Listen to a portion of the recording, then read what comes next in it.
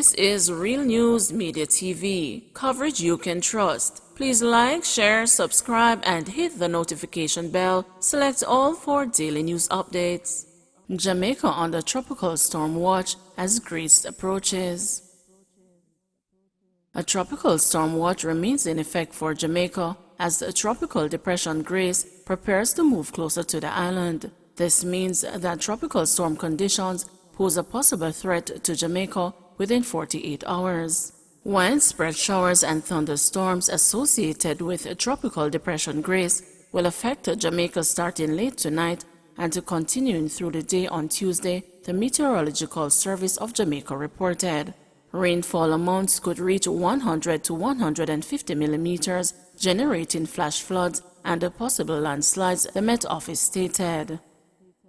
Drivers and tour operators upset after being turned away at the Ocho Pier. Chaos erupted near the cruise terminus at the pier in Ocho St. Anne as the Carnival Sunrise docked this morning. Angry taxi drivers voiced disapproval had been prevented by the police and the private security personnel from picking up cruise passengers, even those who had pre-booked tours.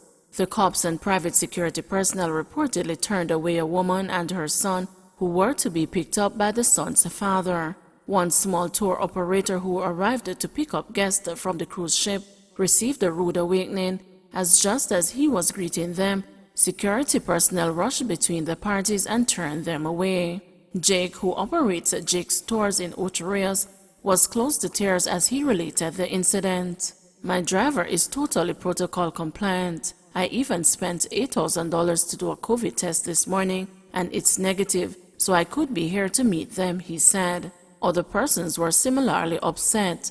"Look there, I just Duns River, Dolphin Cove and Mystic Mountain I get all of the people them. What about the small man?" a driver shouted. As the drivers voiced their concerns, several busloads of cruise passengers were being shuttled in the general direction of those attractions.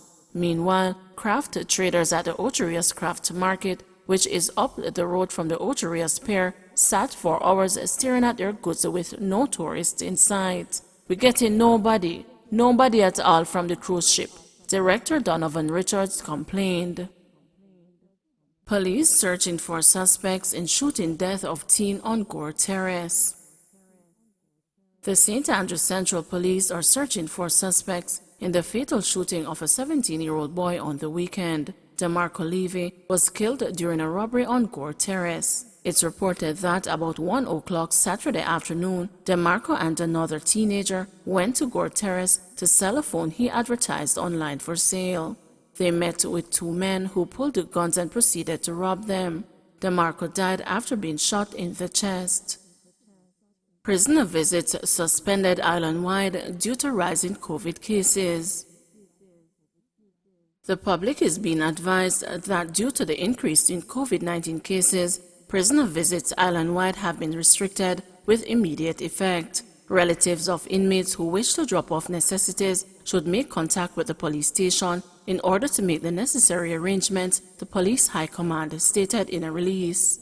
The authorities said additionally, persons are being urged to make an effort to have inmates who were granted bail taken out of lockups to help reduce overcrowding. 2 lawyers disbarred over professional misconduct. Attorneys Michael Lloyd Wilson and Leonardo Fernando Christie have been struck off the list of lawyers authorized to practice in Jamaica. Wilson and Christie, in separate cases, were previously found guilty of professional misconduct by the Disciplinary Committee of General Legal Counsel and were last month disbarred. In Wilson's case, the British attorney was convicted in England in 2016 for laundering £100,000 from a winefinery investment scam and was sentenced to 3 years in prison. Wilson, who was found guilty of processing criminal property, was disbarred and was also disqualified from acting as a director of any company for 7 years. Wilson was the former boss of Global Wine Investments, which was shut down in 2012. According to information published in the formal order of the GLC's disciplinary committee, members of the public paid monies to Wilson's investment company to purchase expensive vintage wines as investments but in most cases never received the wines and lost their investment. He helped himself to a large portion of the funds that were collected. Regarding Christie, he was reported to the GLC after he stopped communicating with a client. Christie was contracted to represent the client in a personal injury claim involving Key Insurance Company.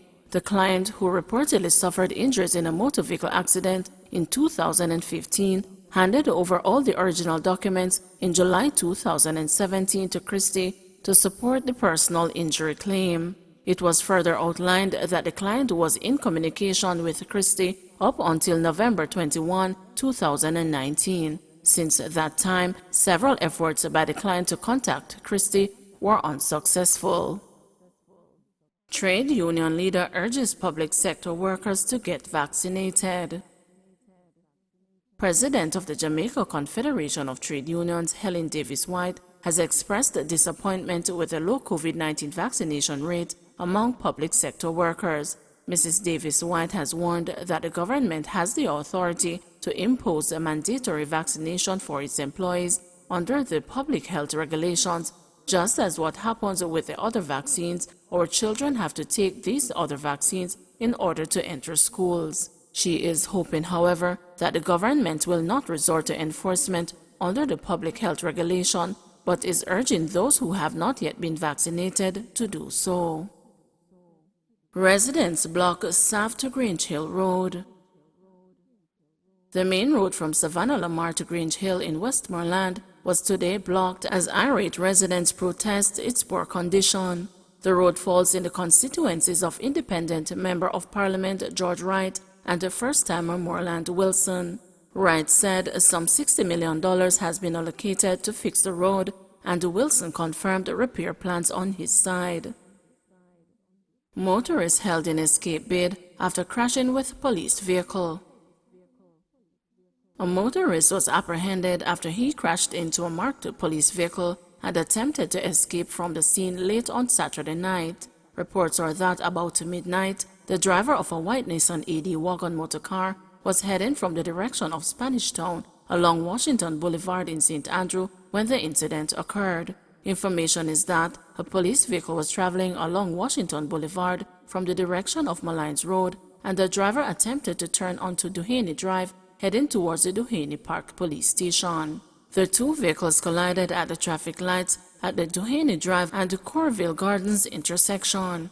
Reports are that instead of stopping after the crash, the driver of the AD wagon sped away from the scene. He was, however, soon apprehended by another police team further along Washington Boulevard. Man set for deportation argues that Jamaican thugs would kill him. A Jamaican man currently appealing his deportation order from the United Kingdom is claiming that if he is returned to the island, his life will be in danger as notorious gangsters want him dead. The man is from a corporate area community within one of the island's most murderous police divisions. While not disclosing how long the man has been away from Jamaica or whether he had committed a crime in the United Kingdom, solicitors acting on his behalf say his main concern now is about his safety if he is returned to Jamaica. The man was spared from a $64 million UK Home Office deportation flight that landed in the island last Wednesday with 7 Jamaicans aboard, a significant cut from the 90 originally earmarked for the trip. The UK Home Office has maintained that persons set for removal are convicts, some of whom have been imprisoned for more than 12 months, and some who overstayed and refused to leave of their own accord. The man is from one of those impoverished communities in Jamaica with a history of high gang and criminal violence. Though he may not have to return to said community, which is an argument the UK Home Office may pursue, there are fears that the reach of gangsters who want him dead is immeasurable, people fighting on his behalf say. His solicitors will argue at his next hearing that nowhere in Jamaica is safe for their client as per their instructions. 530 new COVID-19 cases, 11 more deaths. Jamaica has recorded 11 more COVID-19 fatalities, pushing the tally to 1,311. Those who have died are an 83-year-old man from Kingston and St. Andrew, a 54-year-old woman from Kingston and St. Andrew, an 86-year-old woman from Kingston and St. Andrew, an 84-year-old woman from Kingston and St. Andrew, a 43-year-old man from Manchester, a 43-year-old woman from Manchester, a 31-year-old woman from St. Elizabeth, a 62-year-old woman from St. Anne, a 31-year-old woman from St. Catherine, a 52-year-old man from Westmoreland, and an 84-year-old man from St. Mary. The Ministry of Health and Wellness says the deaths occurred between August 12 and 14. Meanwhile, there were 530 new cases, with ages ranging from 33 days to 96 years, pushing the total to 58,458, with 9,297 being active. Of the new cases, 306 are women and 207 are men. The parish breakdown is as follows: St. Catherine 134, Kingston and St. Andrew 94, Westmoreland 93, St. James 54, St. Anne 47, St. Elizabeth 21, Manchester 17, Trelawney 17, Hanover 17, Clarendon 10, St. Mary 7, Portland 1 and St. Thomas 1. A total of 1,227 tests were conducted. The country's positivity rate stands at 46.1%. In the meantime, there were 42 more recoveries, increasing the total to 47,480. Some 443 persons are in hospital, with 107 being moderately ill and 46 critically ill. 15 persons are in government quarantine, while 41,082 are at home. Don't forget to like, share, subscribe, and hit the notification bell. Select all for daily news updates.